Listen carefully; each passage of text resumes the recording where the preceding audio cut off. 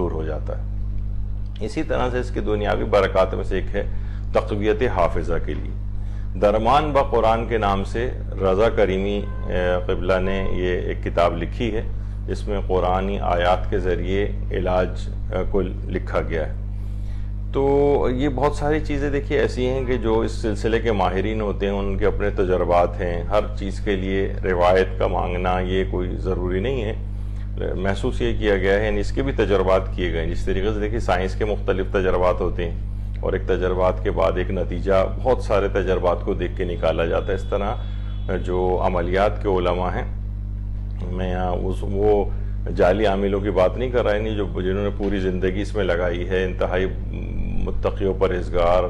اور صاحب علم افراد کی بات کر رہا ہوں، تو اس لحاظ سے ان کے کچھ تجربات ہیں۔ تو درمان با قرآن میں رضا کریمی نے لکھا ہے اس بات کو کہ اس سورہ کی جو آیت نمبر 9 ہے، آیت نمبر 9 اِنَّا نَحْنُ نَزَّلْنَا الذِّكْرَ وَإِنَّا لَهُ لَحَافِظُونَ، تو اس پہ بھی ہمیں آگے چل کر ہماری گفتگو بھی آئے گی، تو جو کہ اس کی مشہور ترین آیات میں سے اس سورہ کی۔ اس آیت کو 41 مرتبہ 41 بار اگر خشک انجیر پر پڑھ کر روزانہ اس کے چند دانے کھائے جائیں تو روایت میں یہ بات آئی ہے، یعنی اس کو نوٹ بھی کیا گیا ہے اس بات کو علماء کے تجربات میں، عملیات کے علماء کے تجربات میں، کہ اس کا حافظہ بہت قوی ہو جاتا ہے۔ یعنی ایک تو خود انجیر کے حوالے سے بھی یہ بات ہے، لیکن اس انجیر جو خشک انجیر ہے 41 دفعہ اس سورہ ہجر کی آیت نمبر 9 کو پڑھا جائے اور اس کے روزانہ چند دانے کھائے جائیں تو اس کا حافظہ بہت قوی ہو جاتا ہے۔ 41 مرتبہ سورہ ہجر کی آیت نمبر 9، تو اس لحاظ سے یہ بہت اہم ہے۔ اس سورہ کی خیر و برکات اور اس کی جو انڈیویجول آیات ہیں اس کے حوالے سے بھی یہ بات ہے، اور حافظے میں قوی کرنے کے اعتبار سے آیت اللہ شبیری زنجانی فرماتے ہیں، جو کلیات ختوم و اذکار جواد شعبانیہ مفرد کی جو کتاب ہے اس میں ان سے بات منسوب کی گئی ہے کہ آیت اللہ شبیری زنجانی فرماتے تھے کہ قوت حافظہ بڑھانے کے لیے امام حسین سے توسل بہت مجرب ہے،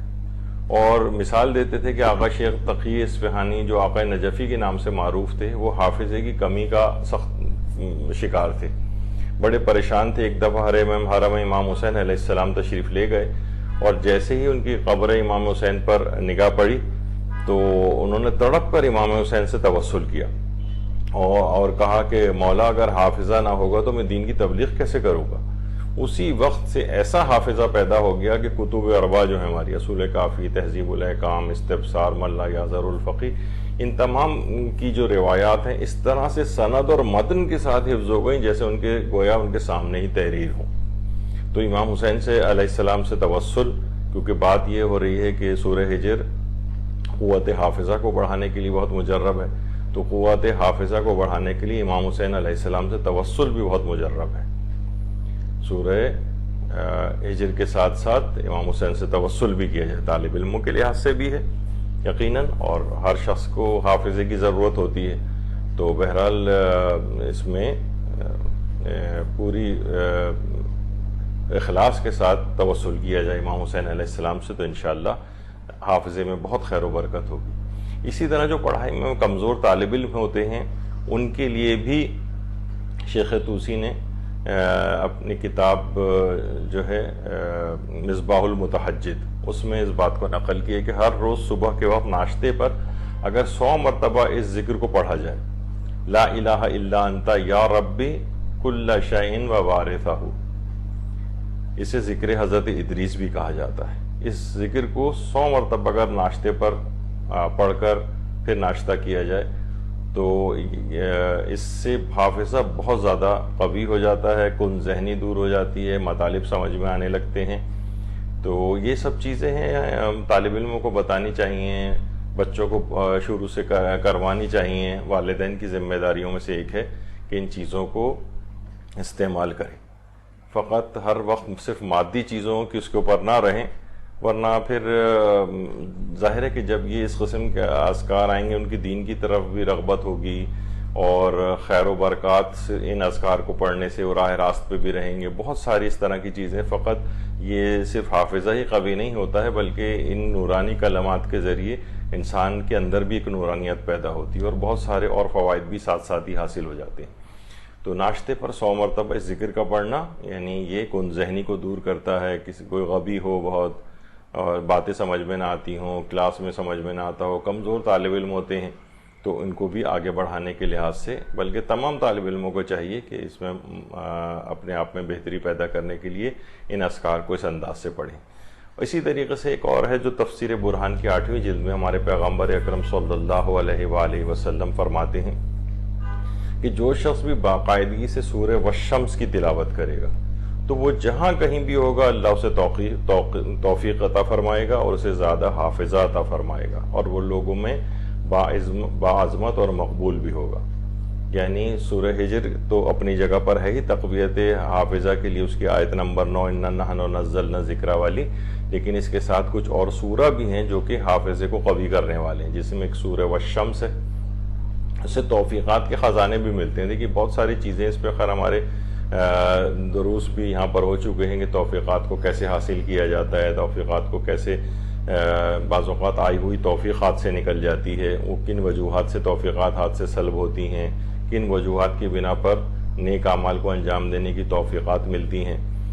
بہت سارے افراد آپ نے دیکھا ہے کہ کس قدر دین کے اندر آگے بڑھ جاتے ہیں, کیسے کیسے کارنامے انجام دیتے ہیں. تو کوئی نہ کوئی تو ایسی چیز ہوتی ہوگی نا ان کے پاس کہ جس کی وجہ سے اور کو یہ فضیلت نہیں ملی اور ان کے حصے کے اندر وہ چیز آ گئی. تو توفیقات کو کیسے انسان بڑھائے خود ایک بہت بڑی چیز ہے. اس پہ یہاں درس بھی ہو چکے ہیں, کوئی بھی انٹرنیٹ پہ چاہے تو سرچ کر سکتا ہے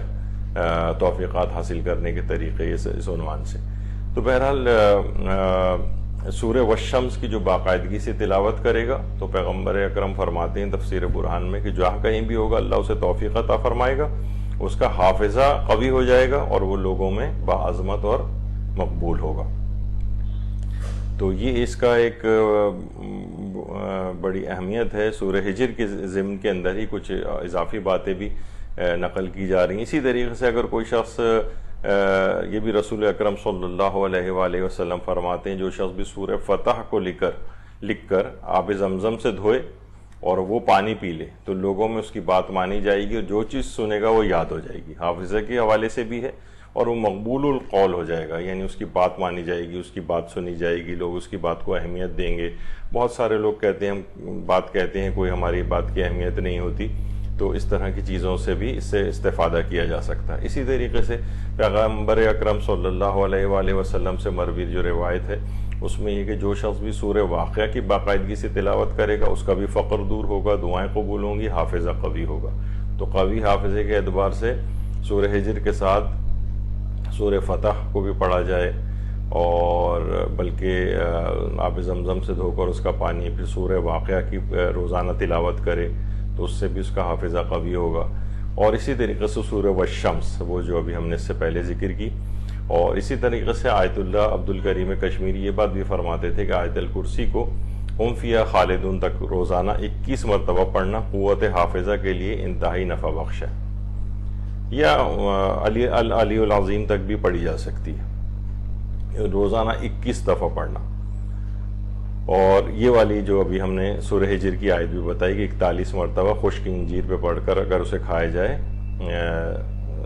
آیت نمبر 9 کو سورہ ہجر کی تو حافظہ حیرت انگیز طور پہ بہت قوی ہو جاتا ہے. تو یہ تمام چیزیں اس کے ساتھ ہیں, یہ بڑے برکات ہیں.